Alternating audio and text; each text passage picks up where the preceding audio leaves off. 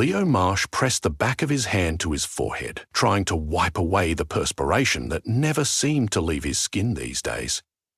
It was unusually hot in the city, as though an invisible sun lamp had been turned on and pointed directly at him wherever he went.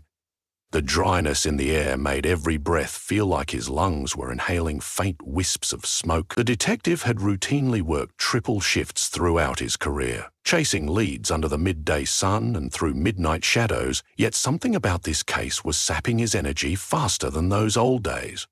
He was starting to suspect it wasn't the heat alone that was wearing him down, but rather the uneasy charge lingering in the city's streets like static before a lightning strike.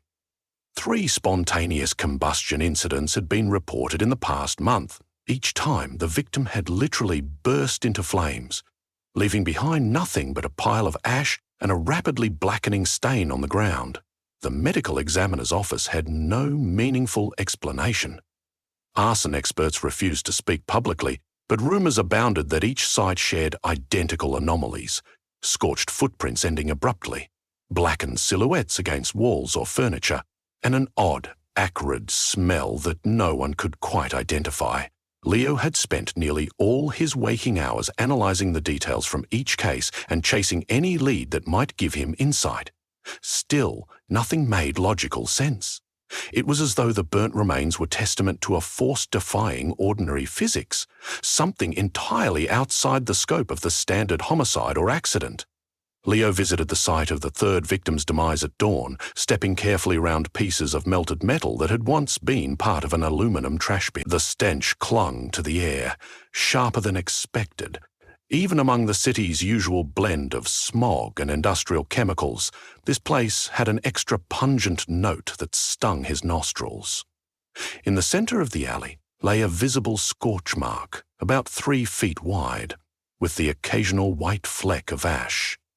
The victim's name was Katrina Wu, a junior electrical engineer employed by the city's energy board. Her colleagues described her as mild-mannered, a genius with circuit boards, and by all accounts a kind soul. Not a single person he interviewed could imagine a reason for her to end up dead in a dingy alley, spontaneously combusting of all things.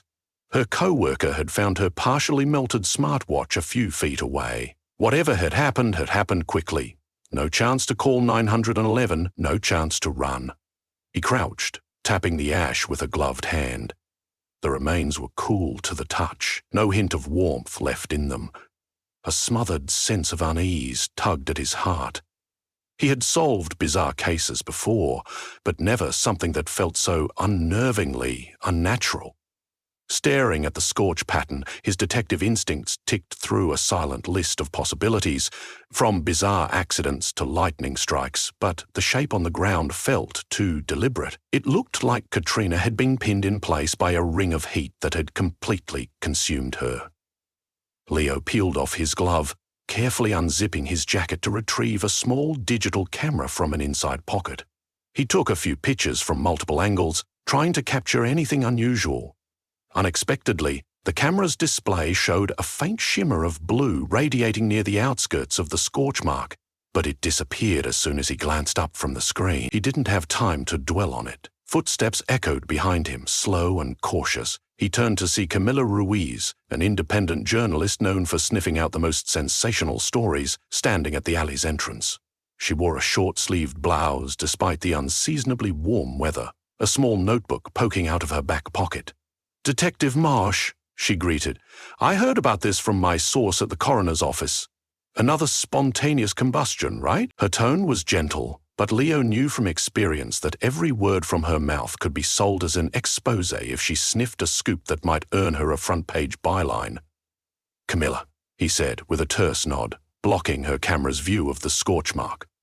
"I'm not sure you should be here." "I'm just doing my job," she replied with mild indignation. "But can you explain what's going on? We have 3 victims in a month. I'm not the only one who finds that frightening. You know as much as I do," he lied. The last thing he needed was more speculation or rumor.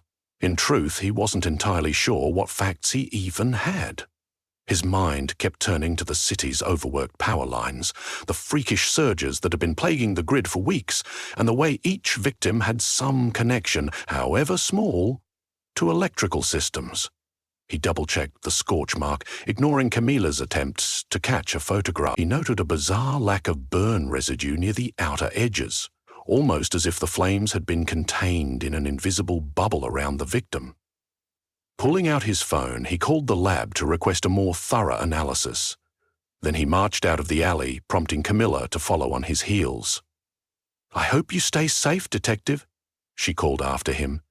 "Something in this city's gone haywire, and I don't think it's finished with us." Returning to the precinct, he found a memo slipped under his office door. It read, "Possible answer, check City Hall's maintenance logs from the power grid. Mutt, there." There was no name, just the initial. Leo recognized the handwriting from a long-time informant who called himself Redwood. The man was a recluse, trading in secrets for the sake of illusions. Redwood's tips often led to mind-bending truths. This message suggested that answers might lie in the official records. If Redwood mentioned it, those logs probably contained more than just routine maintenance notes. City Hall's maintenance archives were typically locked down with multiple levels of security. However, being a homicide detective investigating suspicious deaths gave him leverage to sign out certain documents. After a few phone calls, he got a pass to the basement vault housing the city's most private records. The clerk, an older man with dust-sprinkled glasses, looked up in surprise when Leo requested the power grid maintenance logs for the last 6 months. "You want all of them?" The clerk muttered uncertainly, leading Leo down the dim corridor to a stuffy room that made the detective's heat exhaustion even more potent. "Yeah," Leo said. "I'm looking for anything about surges, breakdowns, or unauthorized repairs." The clerk scratched his head, rummaging through file after file, eventually pulling out a stack so thick that Leo wondered if he'd ever find anything relevant. He thanked the clerk and carried the boxes to a nearby reading table. Musty air circulated around the fluorescent lamp above him, flickering from time to time. He began leafing through pages of data. Transformer repairs, new wire installations, incomplete notes about unusual spikes in usage. The city's power consumption seemed out of control, with random outages and surging blackouts peppering the daily logs for weeks. The deeper he dug, the more he noticed a pattern. Each of the 3 victims had been involved in some corner of the city's power infrastructure just prior to their death. The first was an electrician, the second, a grid inspector, and now Katrina Wu, an electrical engineer. All of them had documented minor anomalies in the line's nothing that pointed to anything beyond a possible mechanical fault. A repeated phrase caught his eye. Spontaneous discharge near the node. It was scribbled in notes from multiple entries, sometimes filed by different people. On a hunch, he lit up his phone's flashlight and cross-referenced the specific nodes where these supposed discharges occurred. Every single one was near a location suspiciously close to the crime scenes. He could feel an odd prickling sensation crawl up the back of his neck. This was too coincidental. Straw by straw, a bizarre explanation was forming in his mind, though he hesitated to grant it serious consideration. "Something's living in the grid," he muttered under his breath, or at least using it as cover. It sounded ridiculous to say aloud, yet even as he tried to dismiss the notion, he couldn't unsee the pattern.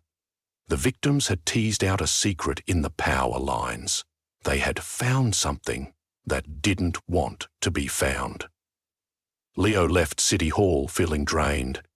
Outside, a slight breeze rustled the trees, but the air still felt stiflingly warm.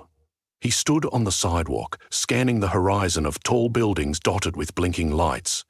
The city's power lines threaded overhead and underground, a maze of cables that carried electricity to millions of appliances and fixtures.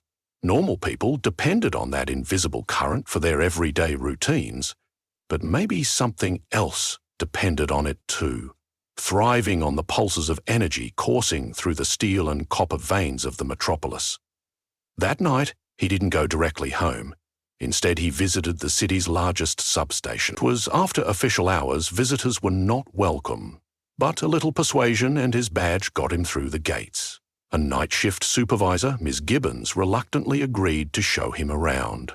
They walked past high-voltage transformers that hummed loudly, and the air was thick with electromagnetic tension. "Are you sure about this, detective?" Gibbons asked, raising her voice over the ever-present buzz. "We rarely let people visit during the off shift. Too risky. I just want to see if you've had any unexplained occurrences," Leo replied, eyeing the crackling surge protectors. "People keep getting burned alive out there, and I think something about the grid might be responsible." Mrs. Gibbons chewed her lip nervously, her eyes darting to a short hallway leading into a control room. "We get weird readings from time to time, but it's usually easy to chalk up to old equipment. Lately, though, we're seeing arcs of flame dancing across wires that are supposed to be sealed. It happens in a blink. The security camera captures something bright moving in the dark. We thought it was a glitch, but after hearing about these bizarre deaths, maybe there's more to it." He followed her into a dimly lit control hub. Rows of monitors displayed real-time usage graphs and heat sensor readouts. She tapped a few keys on a computer, pulling up archived footage. The screen showed an empty corridor near some auxiliary transformers. Then a skid of light flared up across the wires, a flicker of orange. It briefly looked like a tiny figure suspended for a fraction of a second, burning with an internal flame, then gone. "I've replayed it 100 times, she confessed. "I can't explain it." Leo stared at the freeze frame. The form was small, about the size of a hand, with translucent wings of flickering flame. It was there for just a second, as if a living ember. He breathed in sharply. It was as though the stories of mythical fire sprites had jumped from ancient folklore into modern reality, powered by electricity instead of candlelight. The logic part of his mind rebelled against the very idea. Yet the image on the screen didn't lie.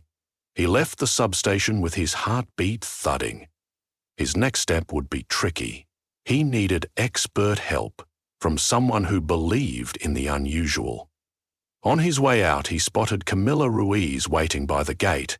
Somehow aware he was there in the dead of night, she signaled for him to talk. He grudgingly let her approach, deciding it might be worthwhile to share a small fraction of what he'd discovered. He hated the idea of confiding in a journalist, but she had contacts in the city's underbelly that might prove crucial. She listened quietly as he told her about the potential existence of living fire sprites in the power lines, her eyes widening with a mixture of skepticism and fascination. "You sound like a conspiracy theorist," she admitted. "But these spontaneous combustion cases, plus the substation footage, maybe it's real. Maybe these creatures feed off electricity and occasionally lash out." "That's my working theory," Leo said. "But if I'm right, we have a serious problem. Imagine dozens, hundreds of them, nesting in the grid, capable of leaping from line to line. All it would take is one major surge at the wrong moment, like a chain reaction." Camilla finished for him. "It could burn everything to the ground." He nodded grimly. Until now, the city's biggest threat had been things like budget cuts, local crime, and general corruption. A horde of fire sprites quietly inhabiting the grid was a threat so bizarre it was almost unimaginable. But after everything he'd witnessed, he could no longer deny the possibility. They parted ways, with Camilla agreeing to dig around for leads. Leo gained reluctant acceptance that he needed an occult specialist, someone who might have knowledge of elemental beings. The next day he contacted Redwood, using a burner phone to leave a coded message. Finally, Redwood responded with an address. An abandoned library in the old quarter of the city, shuttered for renovation. Stepping over broken floor tiles, Leo found Redwood waiting behind a column, dressed in rumpled layers of clothing despite the heat. He was thin, with long graying hair and a peculiar set of mismatched eyes. Without formal pleasantries, Redwood passed him a slim binder. Inside were illustrations of elemental spirits, water nymphs, earth golems, and, yes, fire sprite. Leo's eyes flicked over the text. describing intelligent but chaotic creatures that could merge with electrical currents in modern times, like ancient beings adapting to newly available energy. Redwood explained in a hushed tone that these sprites might stoke their flames by drawing power from the city's lines, and if they felt threatened, they could spark lethal bursts of heat. "Spontaneous combustion," Leo said grimly, recalling the victims. "The sprites must have attacked them because they discovered their existence. Or maybe the victims inadvertently cornered them by repairing lines where they nested."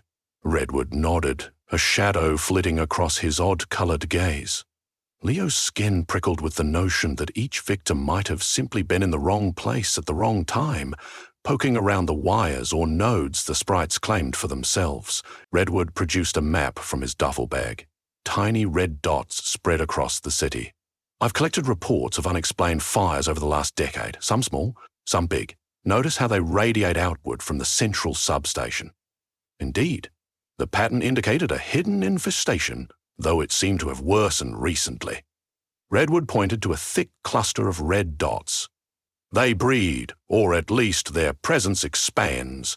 If they're not contained, it'll grow out of control." "How do we stop them?"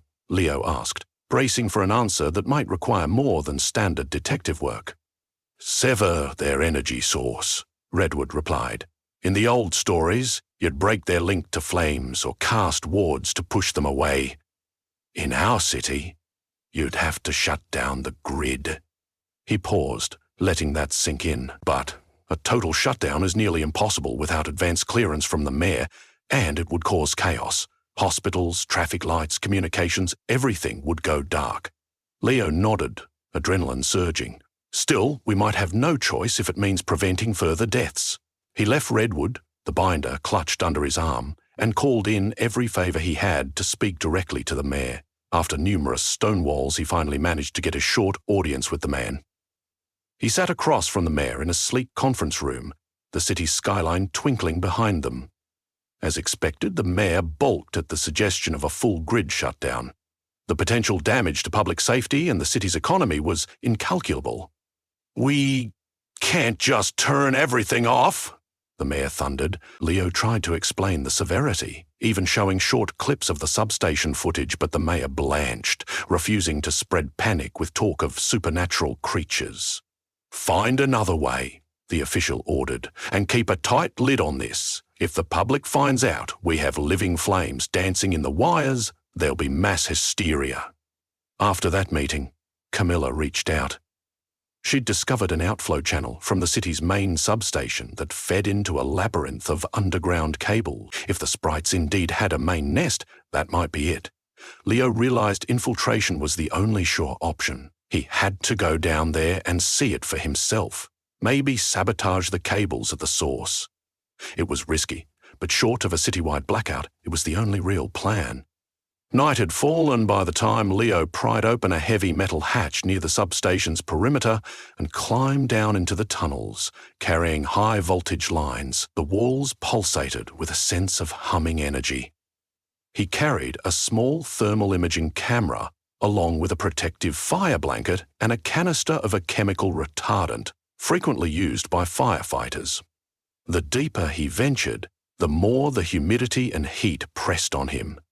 His footsteps echoed on the concrete, each step taking him closer to an unknown number of fiery creatures. Rounding a corner, he saw it, a swirling nest of luminescent shapes, each the size of a large insect, but formed of dancing red and gold flame.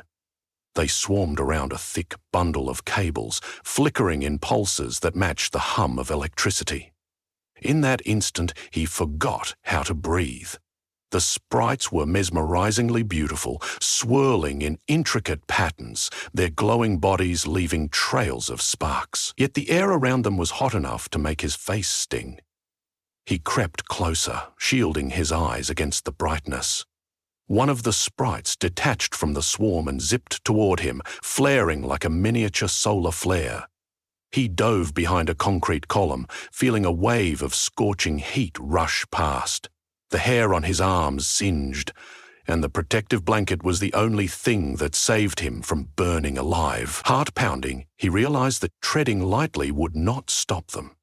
They had identified him as an intruder.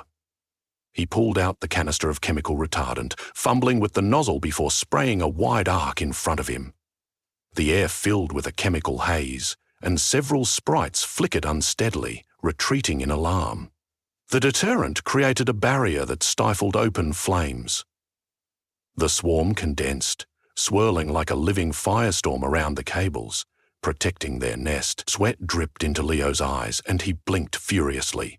Overcome with desperation, he scanned the cables for a kill switch or a breaker that might be shut off.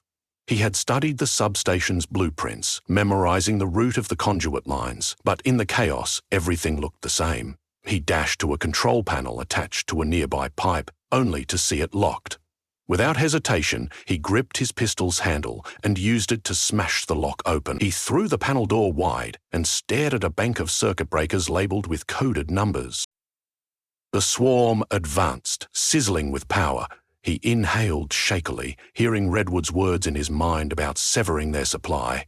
The city might experience a brief blackout if he cut these lines, but the alternative was watching more people go up in flames, and possibly a domino effect, scorching entire neighborhoods.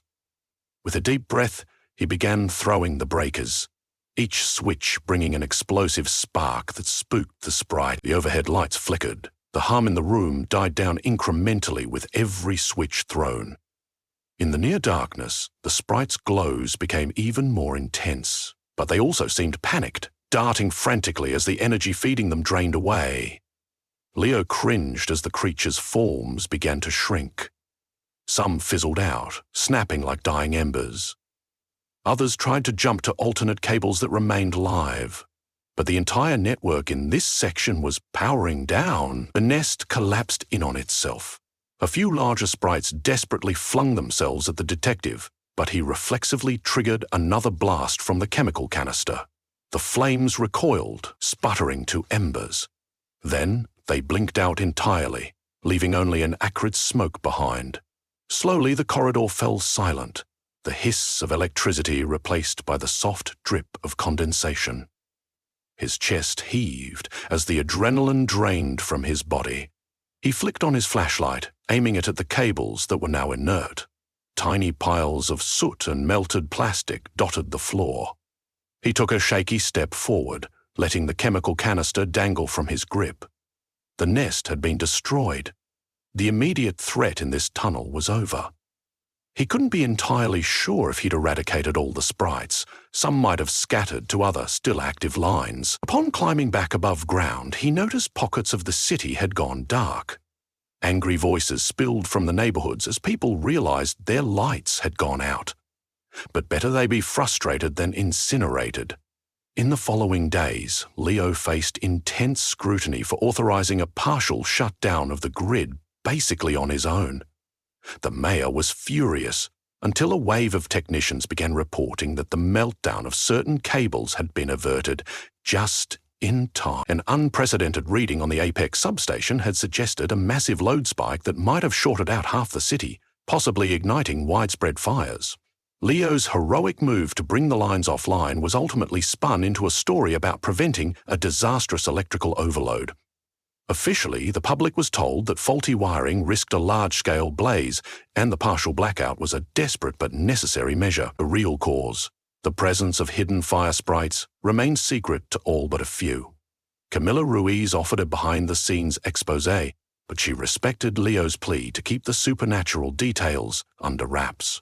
She wrote an account focusing on the detective's quick action to avert an electrical catastrophe, adding some cryptic language about hidden threats lurking in the city's infrastructure. Those who read between the lines might suspect there was more to the story, but the majority of citizens simply breathed a sigh of relief that the city hadn't gone up in flames. The spontaneous combustion cases ceased, at least for the time being. Leo suspected that not every sprite had been eradicated. There could still be pockets of them biding their time. He worked with Redwood on drafting new protocols, quietly passed along to the city's power board. ensuring more stringent maintenance checks and specialized flame retardant measures in high-risk areas. Perhaps the sprites would remain dormant, or perhaps they would evolve yet again, hiding deeper in the grid until the city's growing hunger for power gave them another opportunity to feed and spread. For now, though, the heat wave lifted. The oppressive tension in the air faded, allowing the city to return to its ordinary hustle and bustle. The roads filled with people commuting to work, restaurants lit up their neon signs, and electric trains resumed their schedules. Leo couldn't help but feel a pang of uncertainty every time he looked at the overhead wires. He had seen what lurked inside them, bright and alive, flickering with dangerous intelligence. He hoped that, should they reappear, the city would be ready. But if not, he would be. He had survived one confrontation in the tunnels. If he was honest with himself, he half expected a second or third. One afternoon, a week later, he stood on a busy street corner. The traffic light overhead turned green. People bustled across the intersection, oblivious to the glowing cables above them. He realized anew that the city was a living thing, powered by these lines. The possibility that other hidden entities might dwell in the invisible corners of urban life was impossible to ignore. But you couldn't halt an entire metropolis because of fear. All you could do was remain vigilant, prepared to shield the unsuspecting populace from the next threat that slithered out between the cracks of logic and myth. So Leo Marsh walked on, shoulders squared and gaze steady. The case was officially marked closed, yet the tension in his gut told him that such mysteries never end. Not truly. Underneath sidewalks, behind locked doors and within the power lines coursing overhead, there would always be secrets, some small and harmless, others dangerously close to erupting in flame. For now, at least, the city's lights still shone, and the fires on the wires were at bay,